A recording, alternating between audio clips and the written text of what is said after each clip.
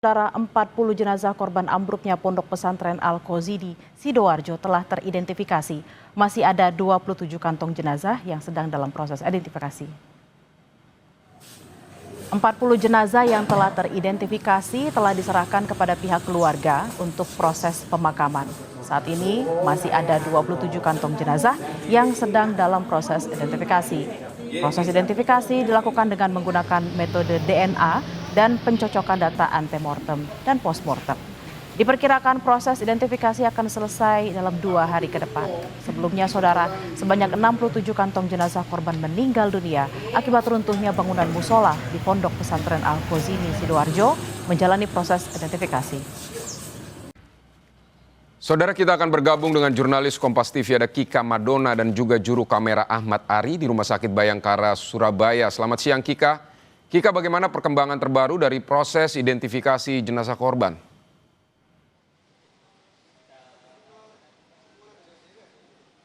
Ya, Vidi dan juga saudara, proses identifikasi hingga saat ini juga masih terus berlangsung. Kalau sebelumnya, kemarin ini juga kemudian sudah disampaikan bahwa ada 40 jenazah korban runtuhnya Pondok Pesantren Al-Khozi di Sidoarjo, Jawa Timur yang sudah berhasil diidentifikasi. Maka saat ini fokus dari tim DVI Mabes Polri dan juga dari Polda Jawa Timur yaitu untuk melakukan proses identifikasi terhadap 27 kantong jenazah yang saat ini masih berada di Rumah Sakit Bayangkara Polda Jawa Timur. Adapun untuk metode yang dilakukan untuk mengenali atau mengidentifikasi korban ini adalah dengan 2 hal. Yang pertama adalah dengan melakukan proses identifikasi melalui DNA, yang mana juga sebelumnya juga beberapa hari yang lalu ini juga sudah dari pihak petugas ini sudah mengirimkan sampel DNA dari korban dan juga anggota keluarga kandung untuk kemudian dilakukan proses identifikasi, yang mana harapannya ini bisa mempercepat untuk proses identifikasi.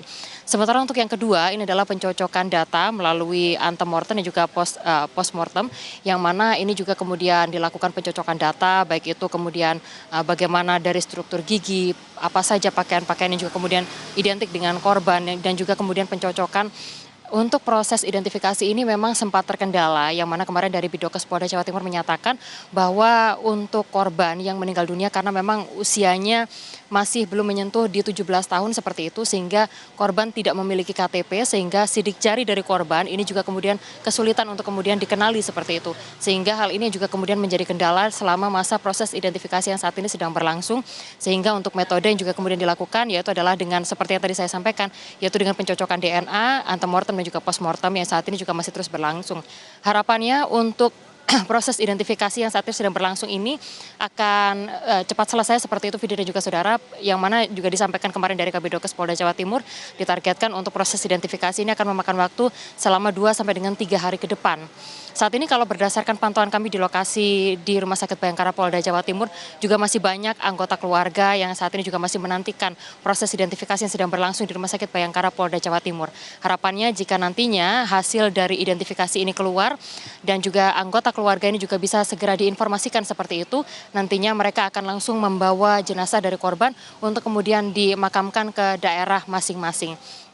Data terbaru yang sudah dilakukan proses identifikasi pada hari atau sepanjang hari Rabu kemarin, yaitu sebanyak 6 orang jenazah telah teridentifikasi, yang mana berasal dari berbagai daerah di Indonesia, seperti 3 orang jenazah asal Bangkalan, 1 orang jenazah asal Sampang, dan 1 orang jenazah asal Surabaya, dan juga 1 jenazah asal Bangka Belitung, yang mana proses pemakamannya saat ini sedang dilakukan untuk juga kemudian sudah diserah terimakan seperti itu kepada pihak keluarga, dan proses serah terima ini sudah berlangsung sejak kemarin. Sehingga sampai dengan hari ini untuk jenazah yang sudah teridentifikasi yaitu sebanyak 40 jenazah, yang masih menunggu untuk proses identifikasi yaitu sebanyak 27 kantong jenazah.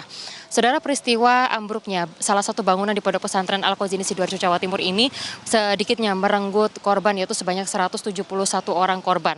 Di mana dari total 171 orang korban ini 104 diantaranya selamat, sementara 67 orang meninggal dunia dari peristiwa ini. Demikian, Vidi. Baik, Kika Madona, terima kasih untuk laporannya dari soal identifikasi korban ambruknya Ponpes Al-Khozi ini. Kika, terima kasih. Selamat bertugas kembali.